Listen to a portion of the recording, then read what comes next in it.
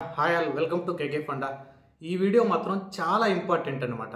చాలామంది మనకి కాల్ చేసినప్పుడు ప్రశాంత్ నేను ఇంటర్వ్యూ అటెంప్ట్ చేస్తున్నాను, కొంచెం ఒక 15 మినిట్స్ 10 మినిట్స్ 20 మినిట్స్ చేస్తానే అవతల వాళ్ళకి ఏమనిపిస్తుంది అంటే నేను ఫేక్ అని తెలిసిపోతా ఉన్నాను, నేను ఎలా మేము దాంట్లోంచి బయటపడాలి, ఎలా ప్రాక్టీస్ చేయాలా, ఎలా ఇంటర్వ్యూ ప్రిపేర్ అవ్వాలా.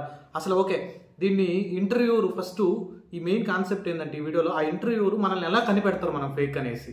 ఓకే, మన స్టూడెంట్స్ మేము మాక్ ఇంటర్వ్యూస్ అటెంప్ట్ చేసి మా స్టూడెంట్స్ మేము అటెంప్ట్ చేపిస్తుంటాం. కొంతమంది ఈజీగా దొరికిపోతూ ఉంటారు కూడా కొన్నిసార్లు, ఎందుకంటే ప్రాపర్ వాళ్ళకి ప్రాక్టీస్ లేక అనమాట, ఎక్కువ ప్రాక్టీస్ చేస్తుంటారు అనమాట మనం చెప్పినట్టు. ఎందుకని ఈ సిచ్యువేషన్ జరుగుతాయి అంటే ఇంటర్వ్యూర్ ఫస్ట్ ఐడెంటిఫై చేసేది మీరు tell me about your self, daily roles and responsibilities, explain your project, what you are doing daily day to day activities అని ఇటువంటి కామన్ క్వశ్చన్ ఫస్ట్ క్వశ్చన్ అడుగుతారు అనమాట.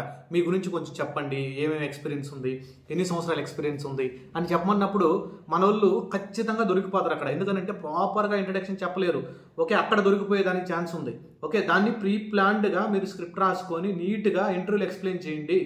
నీట్గా మీరు ఏ టూల్స్ మీద వర్క్ చేశారు, ఫర్ ఎగ్జాంపుల్ డెవాప్స్ అయితే డాకర్ ఏంది, క్యూబర్నెటీస్ అంటే ఏంది, ఏడబ్ల్యూఎస్ లేయర్ సర్వీసెస్ వర్క్ చేశారు, ఇవన్నీ మీరు సిఎస్సిడి ఏది, మళ్ళీ మీరు నెట్వర్కింగ్ మీద ఫండమెంటల్స్ బాగా స్ట్రాంగ్గా, ఇవన్నీ మీరు క్లియర్గా ఎక్స్ప్లెయిన్ చేయండి. మీరు చేసే యాక్టివిటీస్ని మీరు ఒక ట్రైనర్ హెల్ప్ తీసుకొని. నెక్స్ట్ వచ్చేసి మీరు చెప్పేటువంటి స్లాంగు, ఓకే అది ఇన్స్టిట్యూట్స్ మీరు ఎక్కడైనా నేర్చుకొని చెప్తున్నారా, లేకపోతే మీరు రియల్గా వర్క్ చేసినట్టు మాట్లాడుతున్నారని మీరు స్లాంగ్ మార్చి చెప్పాలన్నమాట. ఇంకొకటి ఏంటంటే నేను అబ్జర్వ్ చేసింది స్లాంగ్ కూడా కాకుండా వాళ్ళు చిన్న మీరు మేము ప్రాజెక్ట్ చేసాం, ఆ ప్రాజెక్ట్ చేసాం, ఈ ప్రాజెక్ట్ చేసాం అని చెప్తారనమాట. సింపుల్గా మిమ్మల్ని ఒక ఫండమెంటల్స్ బేసిక్ క్వశ్చన్స్ అడిగినప్పుడు చెప్పలేకపోయినా కానీ పట్టుకుంటాడు అనమాట. అప్పుడు మీరు స్టార్ట్ చేసినప్పుడు అతనికి కానీ మీరు ఫేక్ అని తెలిస్తే ఇన్ డీటెయిల్డ్ వెళ్ళిపోతాడు క్వశ్చన్స్.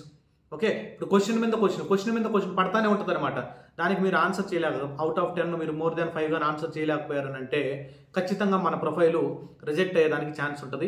మీరు చాలా అలర్ట్గా ఉండండి. ప్రిపరేషన్లో ప్రిపేర్ అయ్యేటప్పుడు ఈ కాన్సెప్ట్ అడిగితే ఏ మోడల్లో సినారియో బేస్డ్ పడేదానికి ఛాన్స్ ఉంటుంది, ఈ టాపిక్లో ఏ సినారియో బేస్డ్ పడేదానికి ఛాన్స్ ఉంటుంది, మనం ఈ టూల్స్ అన్నింటిని మనం ఎలా ఇంటిగ్రేట్ చేసాం, ఆ టూల్స్ గురించి మీకు ఖచ్చితంగా ఇంటర్వ్యూ క్వశ్చన్లో సినారియో బేస్డ్ మాత్రమే అడుగుతాడు, ఎక్స్పీరియన్స్ పెట్టిపోతారు. కాబట్టి మీరు ప్రాపర్గా ప్రిపేర్ అయితేనే ఇంటర్వ్యూ అటెంప్ట్ చేయండి, లేకపోతే ప్రాపర్గా ప్రిపేర్ అవుతామనండి అంతే. దానికోసం ఎక్కువ ఎఫర్ట్స్ పెట్టండి, మాక్ ఇంటర్వ్యూస్ అటెండ్ అవ్వండి, ఆల్రెడీ మీ ట్రైనర్ సపోర్ట్ తీసుకోండి.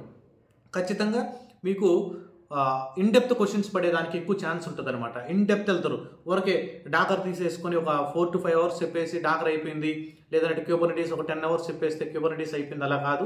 ఓకే, క్యూబర్నెటీస్లో ప్రతి కాన్సెప్ట్ ఇన్ డీటెయిల్డ్గా అడుగుతాడు.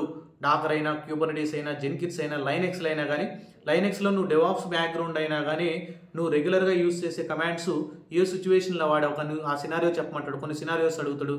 అందుకనేసి మీరు ప్రతి tool, for example A tool తీసుకున్నా కానీ మీరు ఎలా చెప్పాలనుకుంటున్నారని ముందే మీరు ఫిక్స్ అయిపోండి. ఓకే, అప్పటికప్పుడు మీరు క్రియేటివిటీ ఇలా చెప్పొద్దు. ఏదైనా తెలియకపోతే దాన్ని ఇంకొక దాంతో లింక్ చేసుకొని మేనేజ్ చేసి చెప్పండి.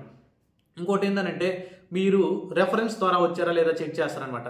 ఎవరన్నా మిమ్మల్ని రెఫర్ చేశారా, ఓకే ఆ రెఫరల్ క్యాండిడేట్ చెక్ చేస్తారనమాట. ఓకే, అలా రెఫరెన్స్ మనకేం అవసరం లేదు, డైరెక్ట్గా లింక్డ్ఇన్ నుంచి మనకి మీరు లింక్డ్ఇన్ నుంచి కానీ లేదంటే నౌకరీ నుంచి కానీ బాగా ప్రాపర్గా కానీ కాల్ షెడ్యూల్ చేసుకుంటే ఖచ్చితంగా మీకు కాల్స్ వస్తాయి హెచ్ఆర్ నుంచి. ప్రాపర్గా మీరు రెజ్యూమ్ అప్డేట్ చేసి వాళ్ళకి కనెక్ట్ అవుతూ ఉంటే మీరు లింక్డ్ఇన్ ప్రొఫైల్ని ప్రాపర్గా మెయింటైన్ చేయండి. ఓకే, ఏ ప్రాజెక్ట్ మీద వర్క్ చేశారు, ఏ కంపెనీలో పనిచేశారు, కంపెనీ డీటెయిల్స్ నీట్గా ఎప్పటి నుంచి ఎప్పుడు వర్క్ చేశారు నీట్గా అప్డేట్ చేసుకోండి. దాని తర్వాత ఫ్రెండ్ రిక్వెస్ట్లు సెండ్ చేయండి, కనెక్షన్లు పెంచుకోండి. ఓకే, లింక్డ్ఇన్ ప్రొఫైల్ క్రియేట్ చేసి కొంతమంది 4-5 మెంబర్స్ కూడా ఉంటారు, దాంట్లో 4-5 మెంబర్స్ కూడా ఉంటారు కనెక్షన్స్ వాళ్ళకి. అటువంటిప్పుడు ఓకే ఇతను ఏదో కొంచెం గ్యాప్ పెట్టేసి మన దగ్గరికి వచ్చారని. ఎప్పుడు కూడా నేను చాలా మందిని ఇంటర్వ్యూ చేస్తుంటాను కదా, నాకున్నటువంటి ఎక్స్పీరియన్స్లో నేను ఎప్పుడు కూడా ఒకవేళ ఫర్ ఎగ్జాంపుల్ అతను ప్రాక్సీ చేస్తున్నాడు లేకుంటే అతనికి ఎక్స్పీరియన్స్ లేదనుకుంటే రిజెక్ట్ చేయాలనుకుంటే రిజెక్ట్ చేస్తాం, అంతేగాని అతని మీద మళ్ళీ కంప్లైంట్ రేస్ చేసేది, నువ్వు ఎందుకు ఇలా చేస్తున్నావు అలా చేస్తున్నావు అనేది ఏమి ఉండదు. మాకు ఒక ఫామ్ పంపిస్తారు, ఆ ఫామ్లో ఓకే నాట్ సెలెక్టెడ్ అని పెడతాం అంతేగాని మనం ఏదో తీసుకునేది. కానీ కొంతమంది మాత్రం ఖచ్చితంగా అతని మీద ఏదన్నా చేయాలా, ఇతను ఎందుకు ఇలా చేశాడు అనేసి కొంచెం భయపించినట్టు చేస్తారనమాట. మీరు ఏం భయపడలేదు, మీరు జెన్యూన్గా అటెంప్ట్ చేయండి, మీకున్నటువంటి నాలెడ్జ్ని ఇంటర్వ్యూలో ఎక్స్ప్రెస్ చేయండి, దొరకకుండా ట్రై చేయండి. సెల్ఫ్ ఇంట్రడక్షన్, స్లాంగ్ బాగా మాట్లాడాలి, సినారియో బేస్డ్ స్టోరీ బిల్డ్ చేసి ఎక్స్ప్లెయిన్ చేయగలగాలి, నువ్వు ప్రాజెక్ట్లో వర్క్ చేసినట్టు ఎక్స్ప్లెయిన్ చేయండి.